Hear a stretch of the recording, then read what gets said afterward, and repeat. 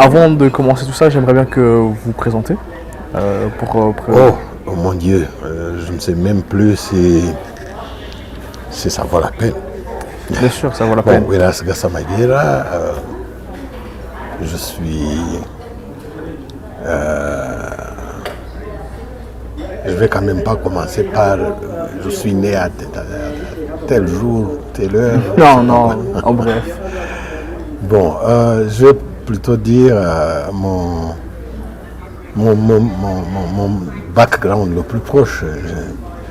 J'ai été, après la libération du Rwanda, j'ai été préfet de la préfecture de Kigali rural, ce qui est l'équivalent du gouverneur d'aujourd'hui. J'ai été sénateur au Parlement du Rwanda, au Sénat, durant 8 ans. Et puis, j'ai dirigé une école d'administration de la fonction publique. Et j'ai été ambassadeur en Angola. Et puis, dernièrement, j'ai été secrétaire général du Front patriotique rwandais. Ok. Donc moi j'aimerais bien savoir avec tous ces engagements politiques, qui étiez-vous et vous étiez où en 1994 quand Genexit a commencé et qu'est-ce que vous avez vécu personnellement pendant ces 100 jours?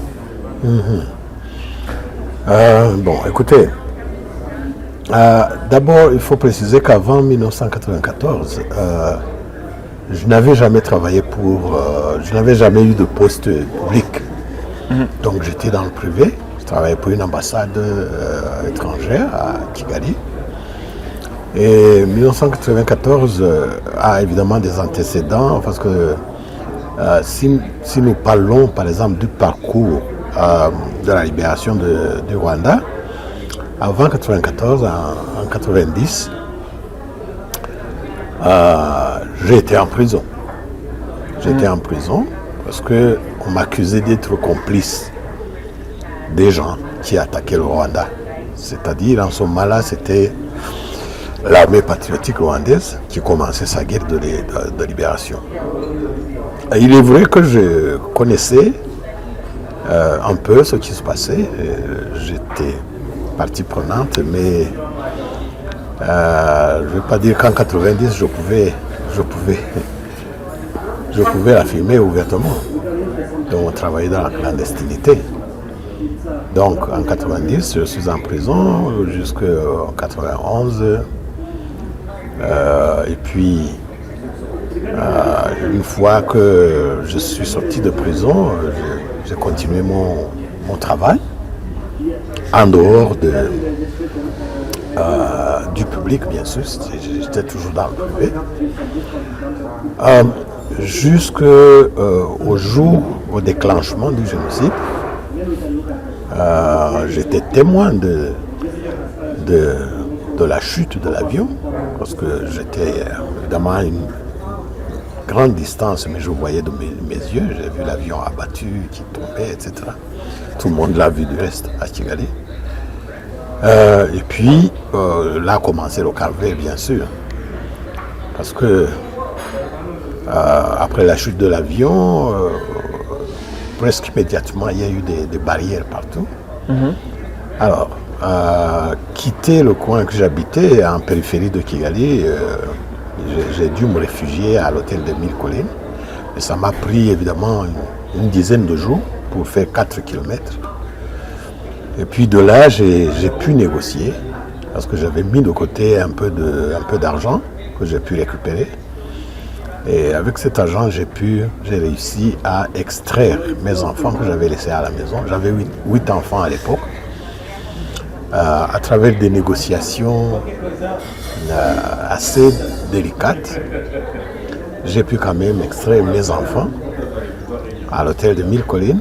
On est resté là jusqu'à ce que le côté du FPR a négocié avec le gouvernement rwandais et on nous a évacués de l'hôtel de 1000 collines pour nous amener à Kabuga, précisément à Rusororo, là où se trouve le siège du FPR aujourd'hui. Alors nous avons été extraits, nous avons d'ailleurs été échangés parce qu'il y avait des gens qui voulaient rejoindre le côté du gouvernement et qui étaient retenus au stade à Mauro. Alors on nous a échangés un par un. Je me souviens qu'on a passé presque 2 heures sur une route où c'était extrêmement dangereux parce que d'un côté vous avez les gardes présidentiels, les gens de la garde présidentielle, et de l'autre, vous avez les Imontagniers. À n'importe quel moment, ça pouvait barder. On était pris entre les deux, en tenaille. Donc, on est resté presque 2 heures de temps, parce que le nombre qui avait été évacué de l'hôtel des 1000 Collines excédait celui qui venait du stade. Et l'excédent, c'était quoi? C'était un bébé qui était né une semaine avant. Donc, on a dû échanger le bébé contre un capitaine des forces qui battait en retraite, qui était retenu au stade national. Et ça a pris 2 heures sous le soleil, mais surtout sous la peur, parce qu'on était entre les deux belligérants.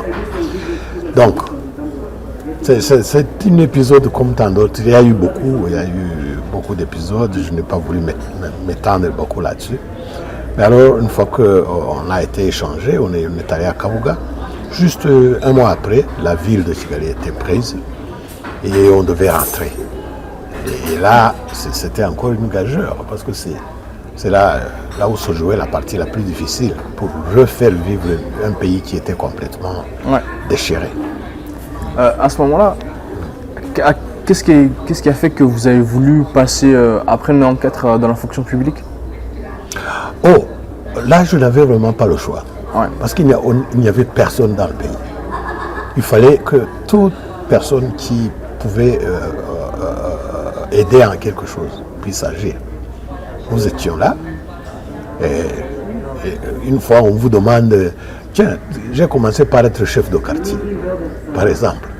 Chef de quartier, et puis un peu plus loin, j'ai été chef de village, etc. Parce qu'il n'y avait justement personne. Il fallait qu'il y ait quelqu'un qui fasse ça. Et là, ça m'a touché, évidemment. Alors j'ai dit, au lieu de continuer à faire mes affaires, moi, je vais plutôt aider à la reconstruction du pays. Et par après, donc, tout ce chemin-là vous a amené à devenir secrétaire général du FPR. Et ça, c'est bien après. Vous qui connaissez le parti de l'intérieur, depuis quand et sous quel angle, quel a été votre chemin vers ce rôle? Il y a une chose qu'il faut d'abord comprendre. Pour arriver au stade, à l'époque actuelle, il y a eu plein de choses qui se sont passées en chemin. Donc j'ai commencé par être préfet, et puis après j'ai été sénateur. Après j'ai dirigé l'école d'administration, et après j'ai été ambassadeur. Alors, en dernier, je me suis présenté, le parti m'a présenté comme candidat, et d'ailleurs c'est le parti qui était élu, et alors j'ai été positionné j'ai été mis en cette position. Après, en fait, tout ce long parcours, c'était pour moi un apprentissage aussi. Donc il fallait que je comprenne plus ou moins toutes les étapes qu'on a traversées à la reconstruction du pays. Et évidemment, ce qui est sûr, c'est que j'avais engrangé une grande partie d'expérience et de connaissances qui faisait que justement je pouvais occuper ce poste. C'est pas venu tout seul. Je ne dirais pas que j'étais le meilleur, non, mais avec toute la volonté et surtout la direction du Front patriotique rwandais, on a jugé que je pouvais le faire. Donc, il faut comprendre que c'est le résultat de tout un apprentissage que j'ai fait durant les 30 années qui venaient de se passer. Comment vous portez la complexité du FPR à l'international? Parce que du coup, pour beaucoup, il est vu comme un libérateur. pour d'autres, à l'international, il est vu autrement. Quelle a été pour vous la complexité de cette image et qu'est-ce que vous en dites de ça? Écoutez, la complexité de cette image vient du fait que, évidemment, tout le monde ne partage pas le même avis. Même pour l'histoire du Rwanda, l'histoire du Rwanda est racontée d'une façon tout à fait différente. Il y aura des gens vous allez en trouver qui ont écrit des volumes de papier, des livres, etc., qui contredisent carrément ce que le Rwanda a vécu. Et là, encore une fois, ça ne va pas être étonnant. Ça ne va pas être étonnant. Toute révolution, tout changement qui touche profondément la population résulte en des résistances et en des gens qui comprennent ce qui se passe et qui continuent sur la lancée. Alors, on dit par exemple que le FPR est dictateur et je ne sais pas quoi, ça se dit. Mais pour quelqu'un qui a vécu dans ce pays, d'abord moi je trouve que c'est une distorsion inadmissible. Parce que personne n'a jamais pris la peine de comprendre ce que le FPR a fait dans ce pays. Partir de zéro d'un pays qui est complètement détruit. Et il y en a qui disaient d'ailleurs il faut séparer les Hutus et les Tutsis. On amène les Hutus sur une colline et les Tutsis sur une autre. Ça ne se peut pas. Comment est-ce que tu vas savoir déterminer qui va sur la colline à gauche ou à droite? Ça, c'est une première. Et puis deuxièmement, les Hutus et les Tutsis ont toujours vécu ensemble. Ce n'était que des catégories de la population. Il y a des gens qui disent que c'est des ethnies, etc. Est-ce que avez-vous jamais entendu parler d'une langue Hutu et d'une langue Tutsi? Non. Il y a les gens à côté qui disent que qu'il y a des langues différentes au Rwanda. Ça, c'est pas vrai. C'est ces gens, justement, qui font cette distorsion historique et qui s'échinent, qui dépensent des sommes pour être crus dans cette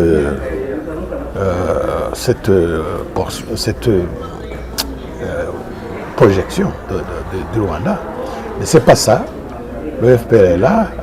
Le FPR a libéré ce pays, a entrepris un travail extraordinaire, un travail énorme de faire revivre les gens, une société qui avait complètement été détruite, qui s'est refait avec plein de difficultés, mais qui est là quand même, les gens qui vivent ensemble.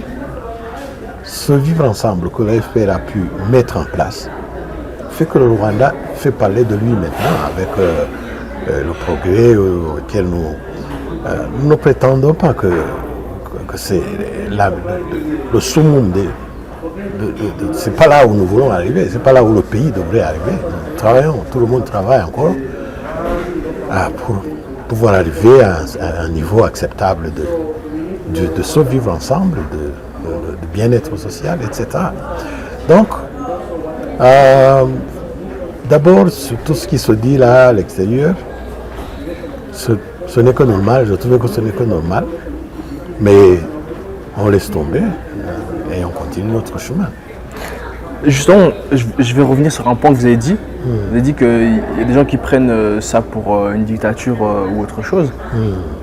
Mais moi, je vais revenir sur ce concept où on parle de dictature. Est-ce que vous pensez au niveau africain, est-ce que la démocratie telle que l'Europe la voit, elle est bien elle est adaptée pour l'Afrique? J'aime beaucoup cette question. J'aimerais peut-être à mon tour vous reposer la même question. Ouais. Est-ce que vous croyez qu'il y a aujourd'hui quelqu'un qui peut prétendre vous enseigner la démocratie? Avec ce qui se passe aujourd'hui et tout ce qu'on voit maintenant, non. Est-ce que ces gens peuvent prétendre nous enseigner la démocratie? Je ne pense pas. Je ne pense pas. Alors, vous répondez à la question vous-même. Il est vrai que les Occidentaux ont voulu imposer à l'Afrique de la voir sous le prisme de leurs préjugés, leurs propres préjugés. On a tous appris la démocratie du temps des Grecs, des Romains, de quoi, tout ça. Et puis la démocratie mélangée aux préceptes religieux et tout ce que vous voulez. Mais finalement, qu'est-ce qui se passe? C'est qu'on voit qu'aujourd'hui, ces gens même qui prétendent nous apprendre la démocratie, ils sont frappés de plein fouet par cette même démocratie qu'ils essayent de nous enseigner. Est-ce qu'il y a plus dictateur que quelqu'un qui va prendre un chef d'État d'un pays et qui l'amène chez lui pour le juger? Est-ce que ça, c'est pas un dictat? Donc, il y a plusieurs exemples qu'on peut évoquer. Toujours est-il que le Rwanda n'a jamais eu de modèle de démocratie, n'a jamais prétendu faire un modèle de démocratie qu'il veut imposer aux autres, mais non plus n'a jamais accepté d'être imposé des modèles de démocratie. Parce que c'est simplement l'histoire qui nous a enseigné que ces modèles de démocratie ne valent que pour ceux qui peuvent servir. Et ça ne peut pas servir chez nous en Afrique. Je vais vous donner un exemple. Quand nous parlons d'alternance, par exemple, alternance, du mandat, pas plus de 2 mandats, pas plus de 3 mandats, c'est des facéties. Nous trouvons beaucoup d'exemples où ce principe ne peut jamais marcher. Ce principe ne peut jamais marcher. Si un leader, si quelqu'un travaille pour son peuple et que le peuple veut lui renouveler sa confiance, pourquoi imposer 2, 3, 4, 5 mandats, par exemple? Ça encore, c'est tombé dans le panneau. Les Européens, eux, ils s'en foutent. La Suisse, ils ont un mandat d'1 an. Tous les 30 districts de Suisse, là, ils prennent chacun 1 an, 1 an, 1 an. Ça, c'est enfantin. Non, pardon, je ne veux pas me faire donner de leçons. Ça, c'est leur système qu'ils ont choisi, qui marche pour eux. Mais ne peut pas marcher pour nous. C'est impossible. Donc, qu'ils fassent leurs histoires comme ils le veulent, mais qu'ils nous laissent la paix, qu'ils laissent l'Afrique se débrouiller à sa façon. Donc, mais je crois que tout ça, j'entre peut-être dans un domaine un peu plus large que ce de quoi nous parlons. Non, c'était juste une parenthèse, parce que vous avez parlé de ça, de la dictature, donc je me suis dit, c'était intéressant de voir ça. Oui, mais le Rwanda a son modèle qu'il a développé. Nous avons choisi le vivre ensemble.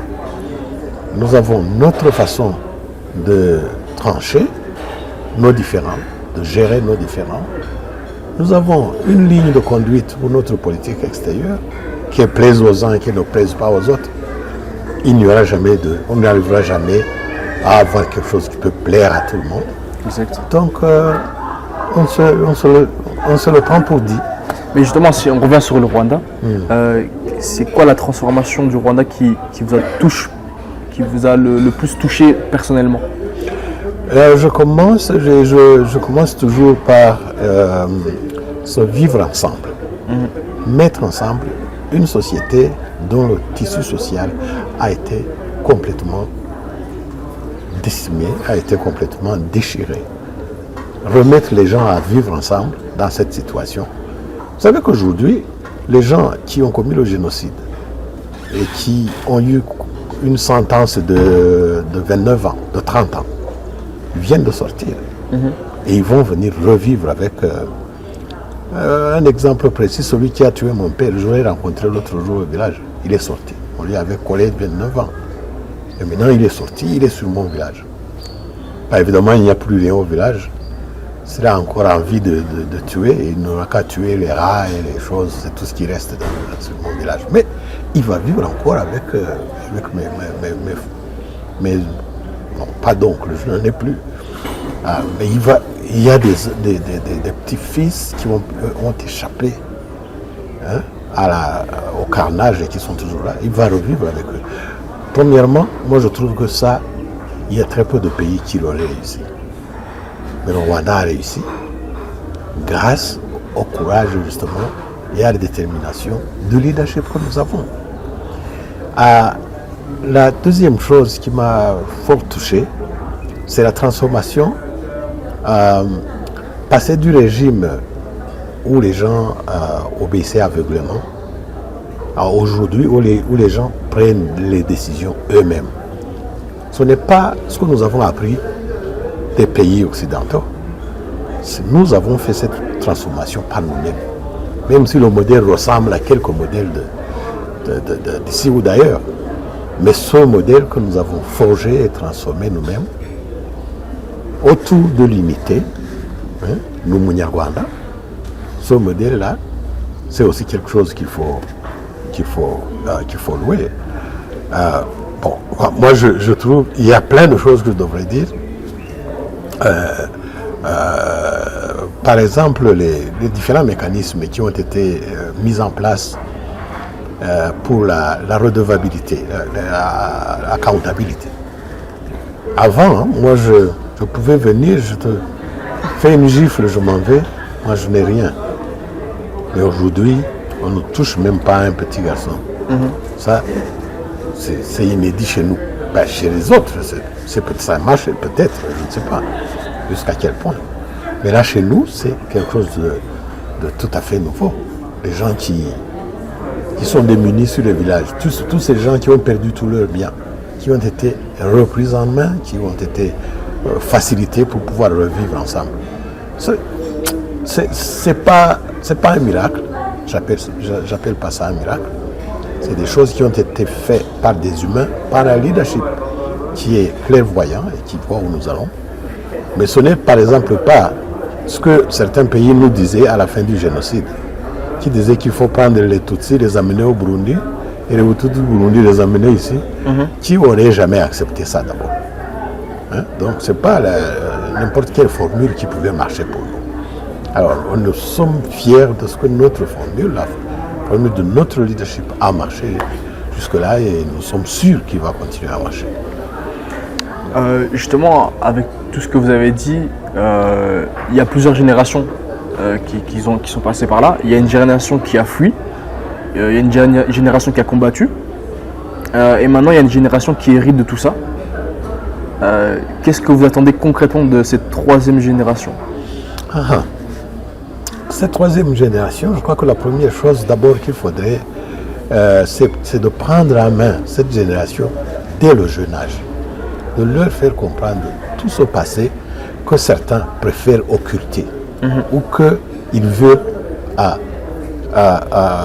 analyser et interpréter d'une façon anachronique, je dirais. Il faut d'abord qu'ils connaissent cette vérité et qu'ils soient chaque jour amenés à comprendre qu'il y a ceci qui s'est passé au Rwanda. Nous sommes justement dans cette période. Si vous voyez que chaque année, on va dans les villages, là où il y a des espaces de mémoire, où on va se rappeler de tout ça, c'est que justement, surtout cette jeune génération ne devrait pas oublier ça. Parce que s'ils oublient, cela risque d'être transformé en banalisé et tout ça. Et là, on ne vient nulle part. Première chose, prise en charge de cette jeunesse. Deuxième chose, la jeunesse elle-même, prendre ça en main. Sentir que ça les regarde. Vous savez, il y a une chose maintenant qui est en train qu'on observe aujourd'hui, c'est une certaine dégénérescence parmi la jeunesse et qui est fortement influencée par l'extérieur. Fortement influencée. Être sujet à des consommations de substances, parce qu'on a entendu qu'en Amérique, il y a un tel qui s'est shooté, boire à outrance, héroïne, et tout ce que vous voulez. Ça, c'est des choses que d'abord que nous n'avions pas. Nous n'avions même pas ce luxe d'avoir ça. Maintenant qu'on a ça et qu'on apprend que, je sais pas, les stars là, dans les médias, ils font ça et tout le monde. Je pense qu'il y a lieu de faire une certaine réserve sur ça.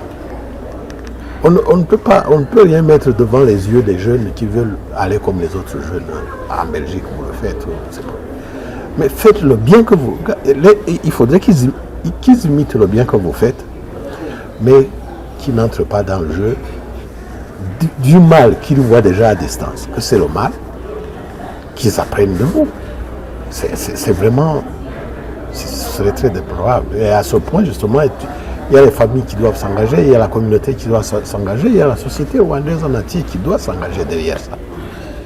C'est pourquoi, par exemple, tu vois, il y a certaines mesures qui sont prises par le leadership, qui sont prises par les services de police, etc., pour justement essayer de faire comprendre à ces jeunes que, au lieu de perdre le temps dans ça, ils doivent regarder de l'autre côté.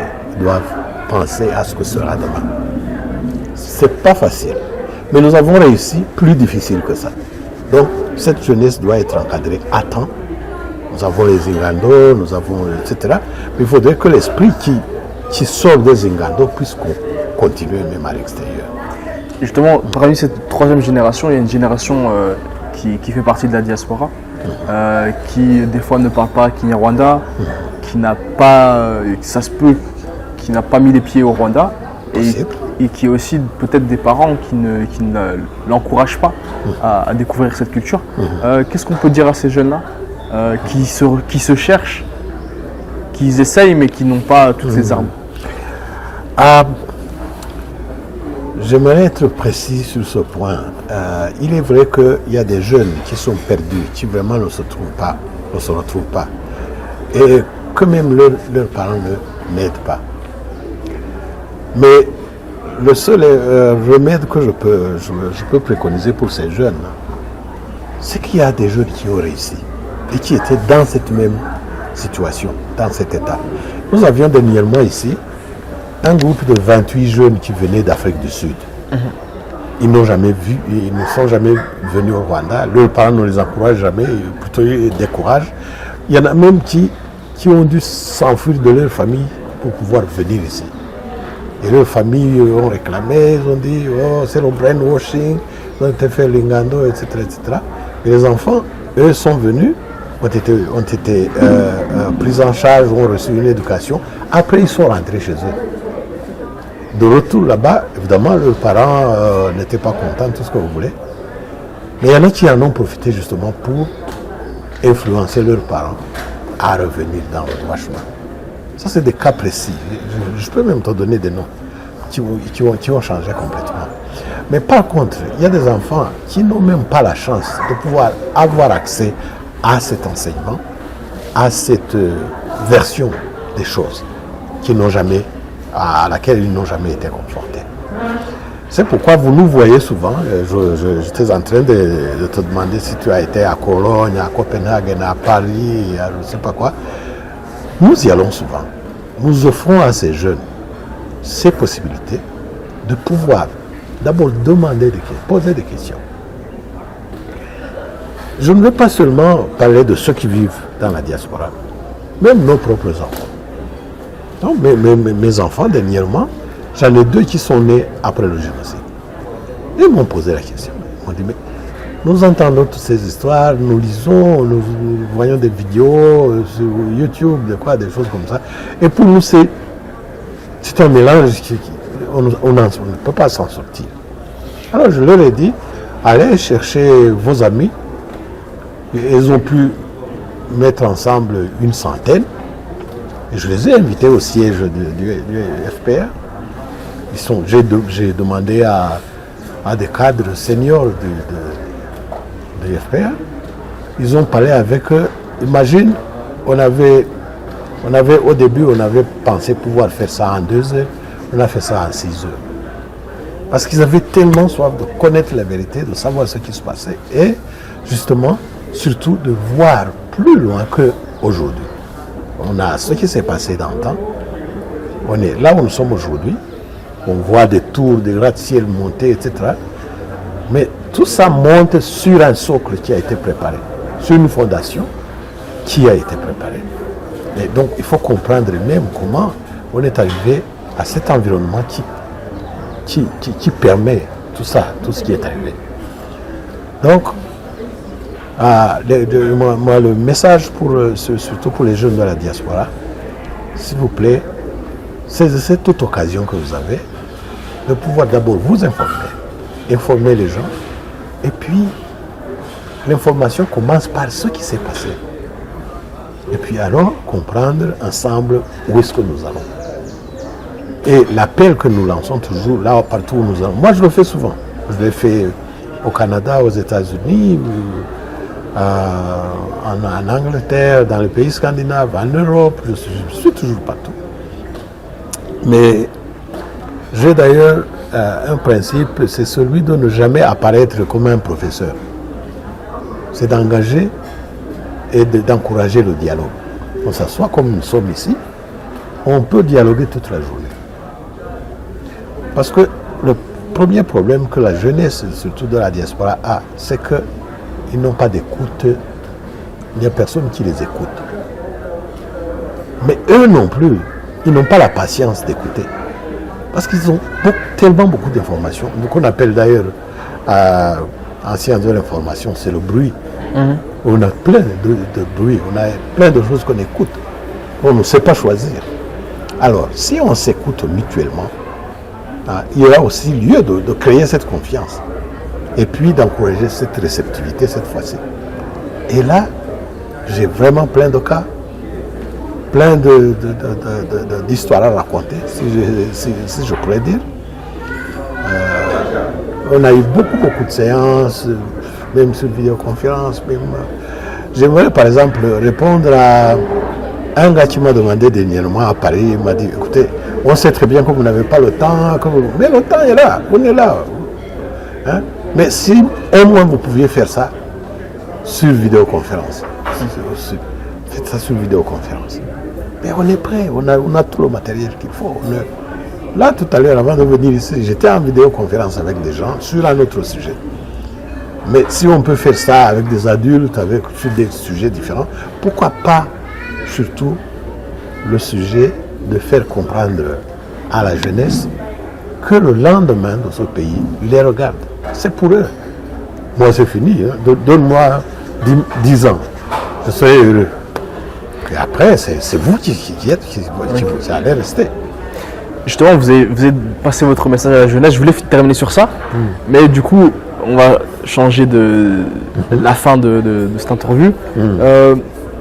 Moi, j'aimerais bien savoir, c'est quoi, où vous voulez voir le Rwanda dans 10, 15, 20 ans.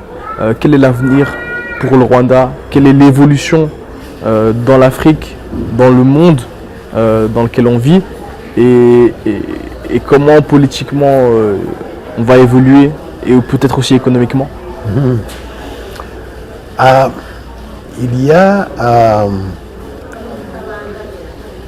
y a certains principes qui sont en train d'être débattus au niveau mondial, hein, même pas au Rwanda seulement. Et ça, je crois avoir entendu ça ou écouté ça avec ces institutions, les grandes institutions de Bretton Woods, les FMI, Banque mondiale, ce que vous voulez. On est en train de travailler aujourd'hui, on est en train de débattre, d'avoir un débat sur la volatilité de la situation dans laquelle nous sommes. Hein? Juste hier, le prix du carburant était à moins 22%. Ce matin, il est à 22%. Plus. D'ailleurs, j'ai commis une bêtise hier, j'ai voulu prendre un peu d'essence, je n'ai pas pris. Aujourd'hui, ça a monté de 22%. Voilà la volatilité. Bon, l'incertitude, tu ne peux pas projeter. Hein? Quand j'étais encore sur le banc de l'école, on me disait de faire très attention en faisant une planification stratégique. Parce qu'au moment où vous finissez de préparer, ficeler votre dossier, déjà les paramètres ont changé.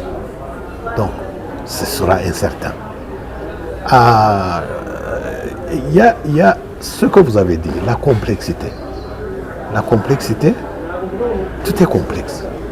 C'est pas ce qui va advenir de ceci ou de cela, etc. C'est tellement complexe. Et puis, l'ambiguïté. L'ambiguïté, regardez les exemples que nous avons. On fait des dizaines de milliers de kilomètres pour aller mettre un embargo sur un endroit où passent les bateaux, tout ça. C'est pas votre pays, c'est pas la porte à côté, c'est pas le voisin, c'est des kilomètres que tu passes. C'est totalement ambigu. Je dis cela pour dire qu'on ne peut pas prédire avec exactitude ce qui sera demain. Mais il y a quand même lieu de penser qu'est-ce qu'on devrait faire pour que demain soit mieux qu'aujourd'hui. Et c'est ça que nous faisons au Rwanda quand nous faisons des planifications à long terme, la vision 2020, la vision 2050, 2063, etc., etc. C'est pour essayer de maîtriser cette situation qui est volatile, qui est incertaine, qui est complexe, qui est ambiguë. Mais il y a des éléments à partir desquels on peut projeter vers l'avenir et estimer que, toute proportion gardée, on pourra avoir atteint tel ou tel niveau. Nous avons des indices sur lesquels nous travaillons, la croissance économique, je ne sais pas quoi. Des fois on est dans les 2 chiffres, aujourd'hui on est encore en dessous des 2 chiffres, etc. Ça c'est déjà trop compliqué. Mais moi je voudrais parler en termes clairs. Où sera le Rwandais dans l'avenir, dans une période X à l'avenir? Eh bien moi je dirais qu'il sera toujours dans la positivité et qu'il sera encore mieux qu'aujourd'hui. Laissez-moi vous répondre de façon énigmatique. Je ne vais pas vous donner des chiffres. Ça c'est pour les gens qui y travaillent. Je pourrais toujours essayer de les avoir. Mais moi, en tant que personne, en tant que Rwandais, je dis je continuerai à vivre dans la positivité, dans le positif. Tout qu'advienne que pourra. Et surtout, je compte beaucoup sur cette jeunesse que nous avons à 75% de notre population. Parce que nous, les gens qui avons atteint l'âge de plus de 70, nous sommes maintenant à 4%. Vous saviez ça? 4% de la population. Donc tout le reste, c'est vous les jeunes. Alors, c'est à partir de là que moi, je vous encourage de justement prendre les choses en main. Vous allez prendre les choses en main et vous allez être sûr que cette positivité, cette situation positive que nous vivons aujourd'hui ne soit pas aliénée par le bruit. Je vous ai parlé de bruit. Ne pas être aliéné par le bruit et surtout, vous n'allez pas être défaitiste. Parce que nous, de notre temps, le temps de la démocratie, comme le disait mon père, nous nous asseyons et nous subissions. Ne subissez pas. Battez-vous. Se battre, ce n'est pas les Kalachnikov seulement. C'est le fait même de t'affirmer avec tes idées, de les défendre jusqu'au bout et de travailler de sorte que tu vas toujours de l'avant et tu ne retournes pas en arrière. Je crois que je... Ouais. C'est assez clair. Mais positif, allez de l'avant. Et ça va aller. Super fin de message. Merci beaucoup. J'aimerais vous remercier pour le temps que vous nous avez accordé. Merci. Merci pour le message et à bientôt. Merci beaucoup. mu burora kuri bw'inzobere mu isanzure ry'amakuru mu bushorishori bw'ubushishozi